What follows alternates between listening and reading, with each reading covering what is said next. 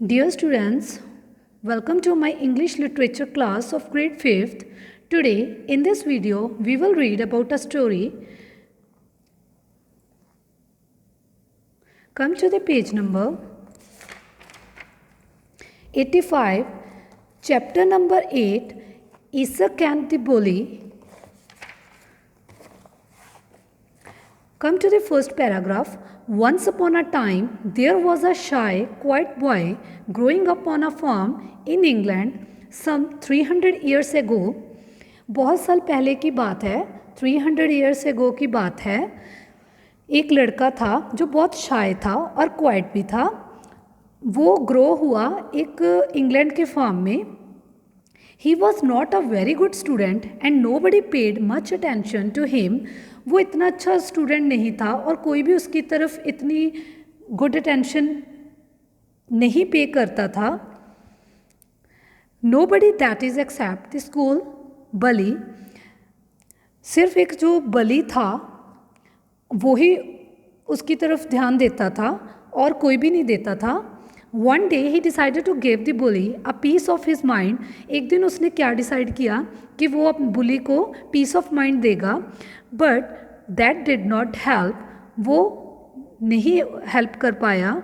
So he finally punched the bully in the stomach.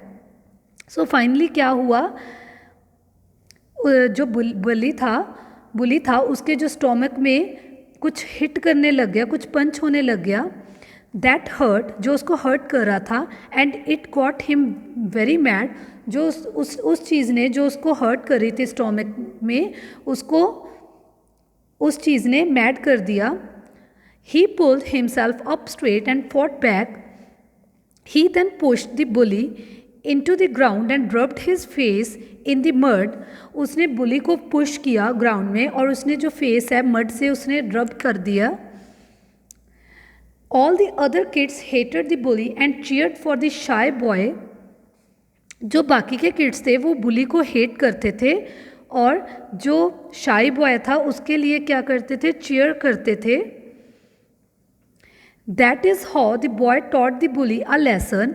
तो इस बात से जो बुली था, जो बॉय था, वो उसने बुली को एक लेसन सिखाया. But he was not satisfied with that. पर बुली उस लेसन से सेटिस्फाइड नहीं था. That is how the boy taught the bully a lesson, but he was not satisfied with that.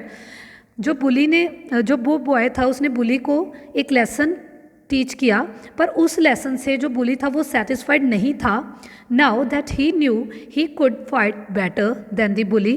पर अब उसको पता था कि वो बुली से बेटर फाइट करेगा.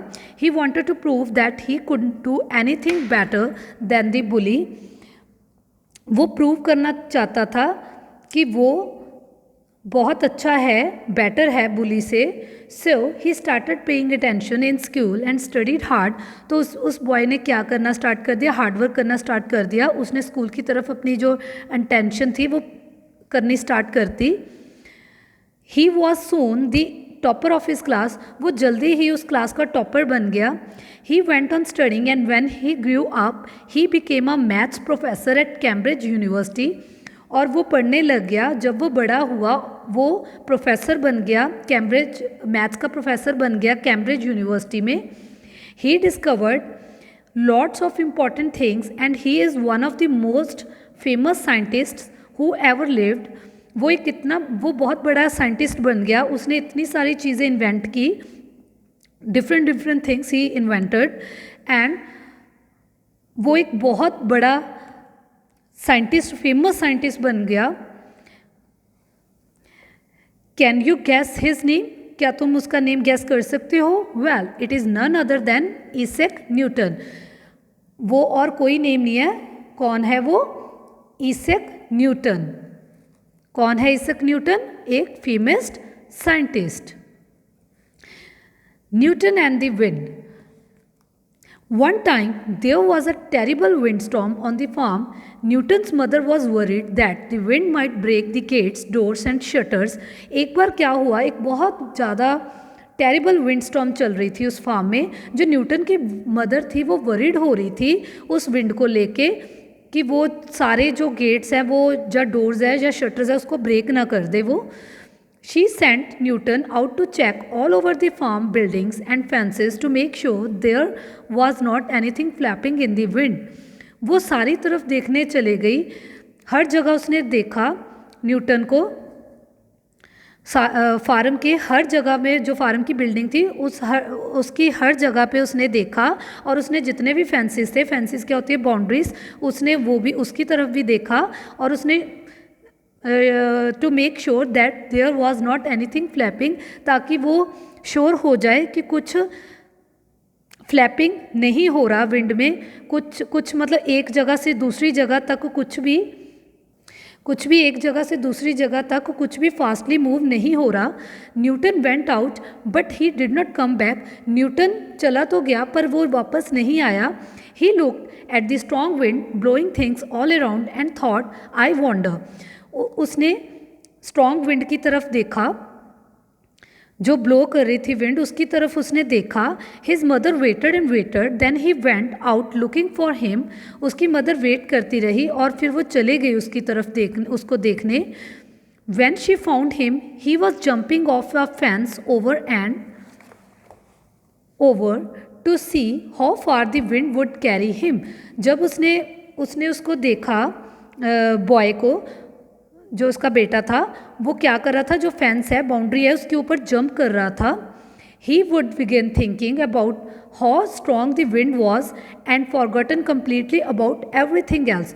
जो वो लड़का था वो सब कुछ भूल गया था, वो सिर्फ वो स्ट्रॉन्ग विंड की तरफ, उसकी जो टेंशन थी वो विंड की तरफ ही थी, और वो बाकी का सब कुछ भूल गया.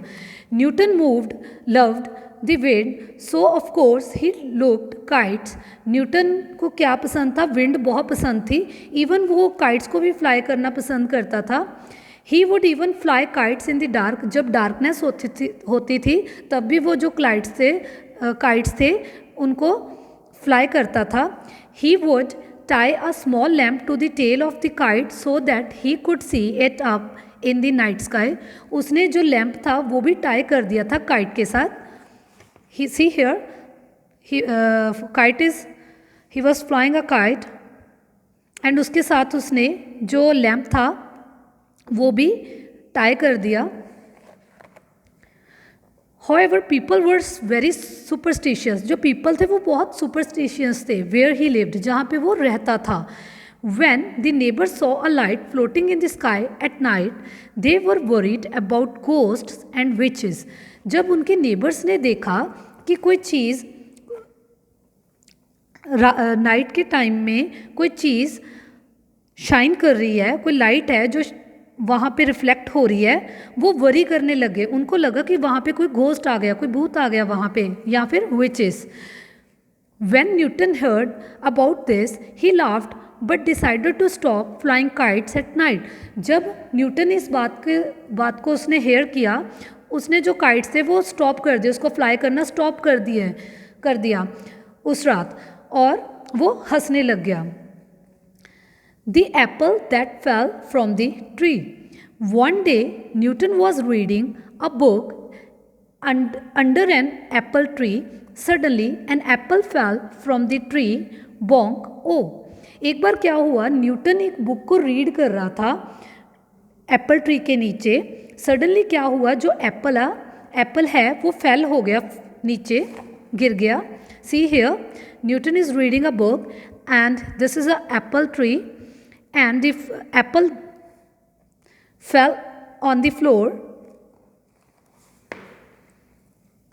Now for most people that would be the end of the story. कुछ लोगों के लिए ये बात एंड थी, स्टोरी का एंड था, but not for Newton. Newton के लिए ये एंड नहीं था. मतलब यहाँ पे स्टोरी का एंड का मतलब कि जो एप्पल है वो नीचे गिर गया, दैट्स इट, वो बात ख़त्म हो गई. पर न्यूटन के लिए ये बात नहीं ख़त्म थी. Not for somebody who just could not stop asking why all the time. कोई नहीं पूछता कि ये बात क्यों ऐसे हो रही है. Why did the Apple fall out of the tree. ये एप्पल ट्री से क्यों नीचे गिरा.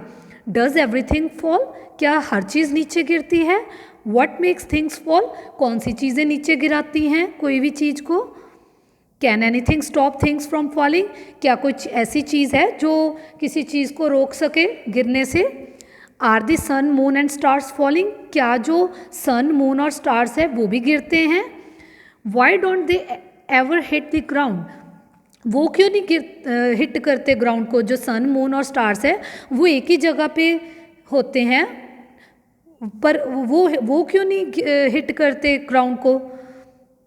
सो मैनी क्वेश्चंस, बहुत सारे क्वेश्चंस थे,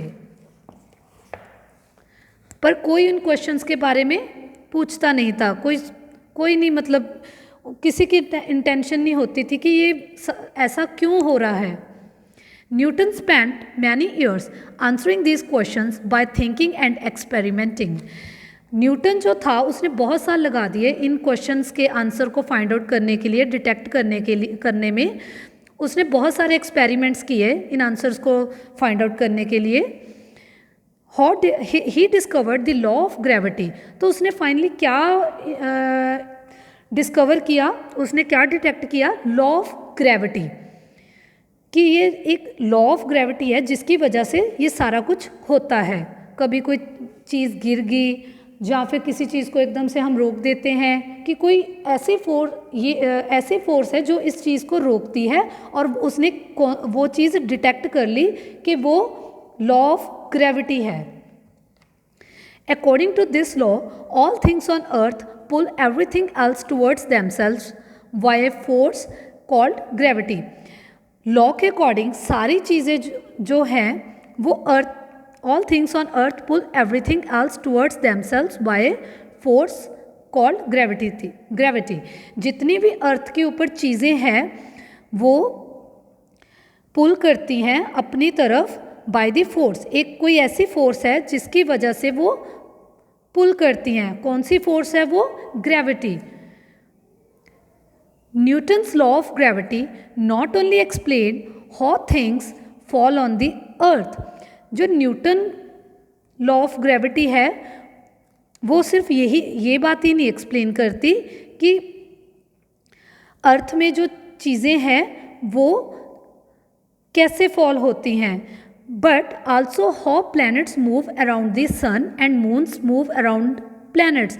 वो ये भी बताती है जो लॉ ऑफ ग्रेविटी है कि जो सन है, मून है या और प्लैनेट्स है वो ये भी बताती है कि जो प्लैनेट्स हैं, बाकी के प्लैनेट्स हैं, वो कैसे मूव करते हैं around the sun and moon and move around the planets. So do you think you can become the next Isaac Newton? क्या तुम सोच सकते हो कि तुम भी नेक्स्ट इसैक न्यूटन बनोगे? All you need to do it to be disciplined and alert. तुम्हें डिसिप्लिन्ड और अलर्ट रहना होगा इसके बारे में। अगर तुम्हें नेक्स्ट इसैक न्यूटन बनना है तो तुमको इसके लिए डिसिप्लिन्ड और अलर्ट होना पड़ेगा। So students, this is the end of the chapter. Hope all of you have understood. Thank you. Have a nice day.